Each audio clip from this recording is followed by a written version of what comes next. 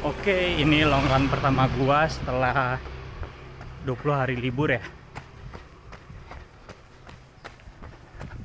Ini lari udah cukup kesiangan, semoga mataharinya santai. Semoga benar-benar bisa long run. Jadi hari ini rencananya mau ke Cikini. Oke, ini 1 kilo pertama setelah libur 20 hari. Kita lihat pas ini performanya turun banget sih. Kita lari santai aja deh. Oke, nanti gua update lagi. Why are you running?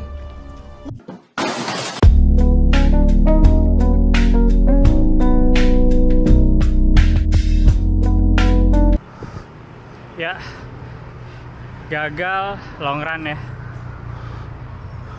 Tapi gue tetap bisa selesaikan 5K dan waktunya nggak jelek amat ya. Beda banget waktu saat gue berhenti lari 5 bulan, itu pace gue langsung 9 dan start untuk 3 kilo aja itu berat banget. Dan ini gue berhenti libur lari, berhenti ada sekitar 2 minggu. Tapi ini 5K masih cukup kuat, walaupun selesai di 5K. Tapi ini pace-nya pace 7. Jadi gue gagal long run, gagal ke Cikini karena gue lihat juga masih jam 7:30 dan ketemunya itu jam 11. Daripada gue nunggu kelamaan, alasan aja sih. Sebenarnya nggak kuat ke Cikini lari. Oke, tapi itu dia. Kalau misalnya bisa, yang udah mulai olahraga lari, jangan berhenti, tetap dipaksa, jangan bolong-bolong. Tapi ya udah, kalau misalnya bolong ya pastikanlah jangan sampai istirahat terlalu lama, kecuali cedera ya. Oke, hari ini gua pagi ini mau ngopi dulu. Jadi vlog tentang lari sepertinya itu dulu.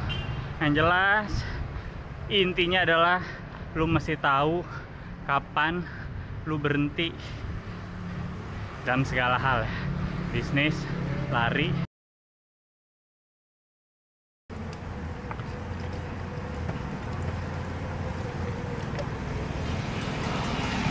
Es jeruk di pinggiran Taman Tebet.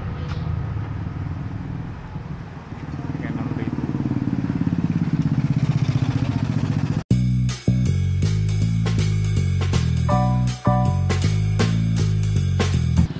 Ya, habis olahraga atau aktivitas yang kardio tinggi, boleh nggak minum air es?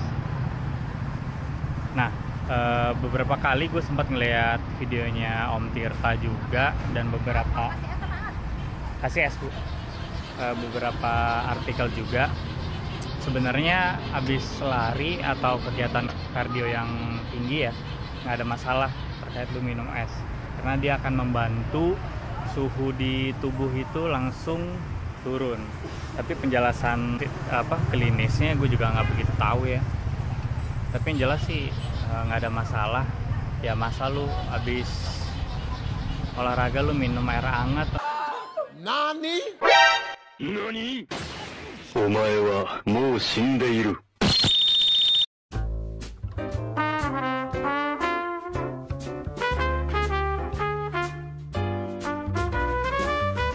Ya, ini lagi istirahat di Kopi Nako Tebet. Tapi memang belum buka ya. Bukanya masih jam 9. Jadi numpang duduk dulu kali lah ya. Aduh. Kita bahas apa ya?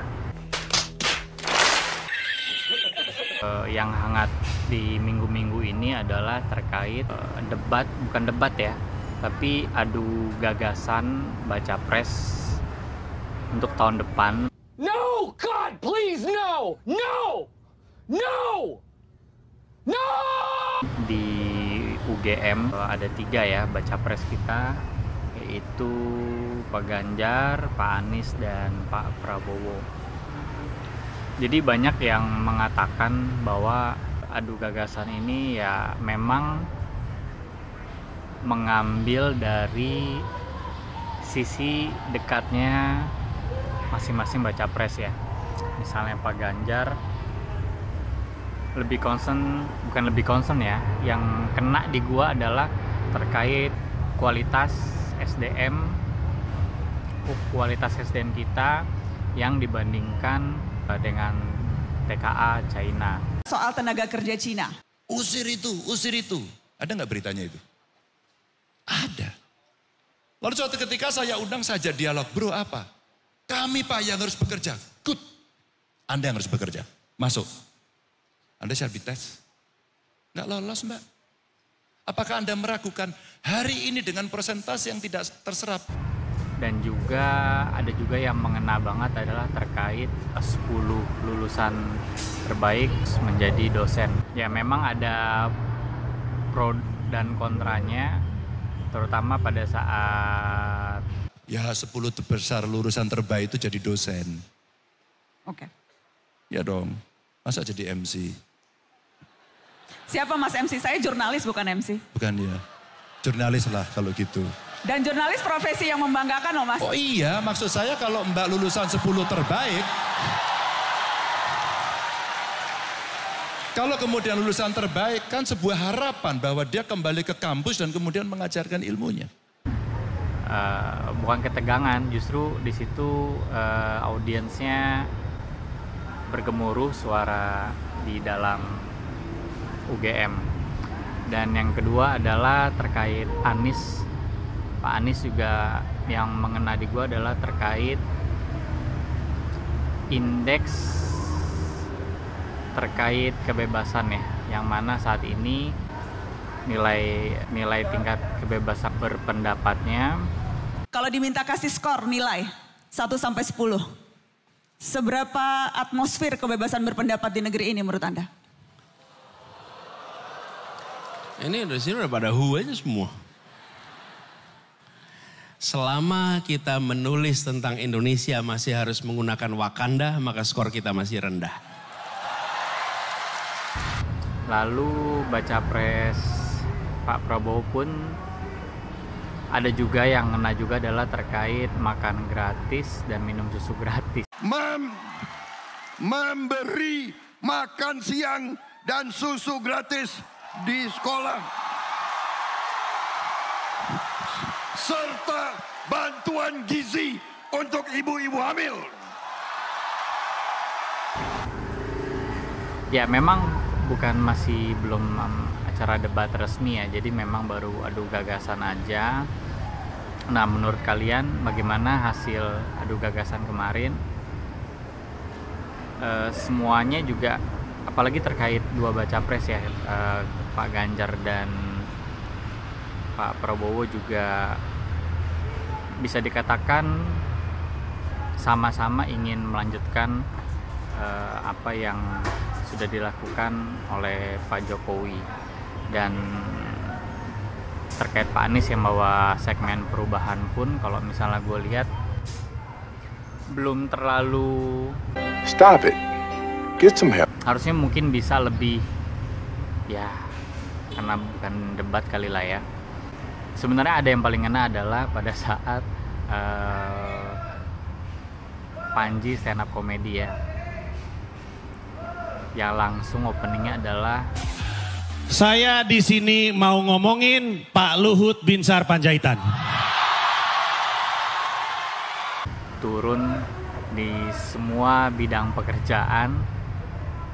Nah, gue kebayang ya kalau misalnya dari sisi gue yang juga running bisnis, punya seorang Pak Luhut di kantor kayaknya dicinta banget ya. Hai.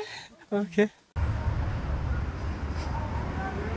gimana ya, kalau gimana caranya mencari posisi seperti Pak Luhut itu di kantor, gimana ya openingnya ya? Apakah harus ada tambahan bekerja seperti Pak Luhut, bisa menjalankan semuanya turun tangan terkait produksi, inventory, strategi bisnis. Yang ada masalah, tipe-tipe Pak Luhut bisa turun tangan semuanya. Tapi itu dia, pasti kalau dari sisi corporate gajinya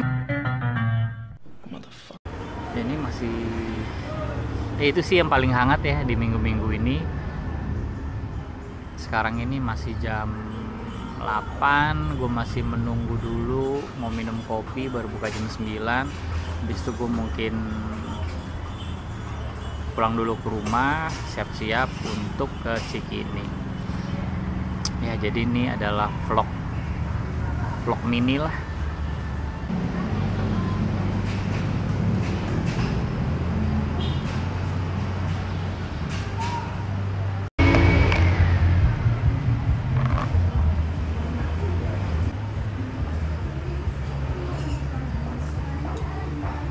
Nggak jadi minum kopi di Nako karena lama banget bukanya jam 9 pagi. Gue bingung deh, di tempat ini tuh tempat kopi yang buka jam 7 pagi itu jarang banget. Ada sih sebenarnya buka jam 7 itu di mana, ada berapa ya? Ada 2 yang setahu gue ya, Kopi Klasik sama aduh nggak tahu lagi gue, kayaknya Kopi Klasik doang apa ada berapa gitu. Karena butuh banget lagi sebenarnya lu ke tempat kopi jam 7 pagi, orang habis lari ataupun orang habis antar anak sekolah. Jadi penting banget sih sebenarnya buka tempat kopi jam 7 pagi.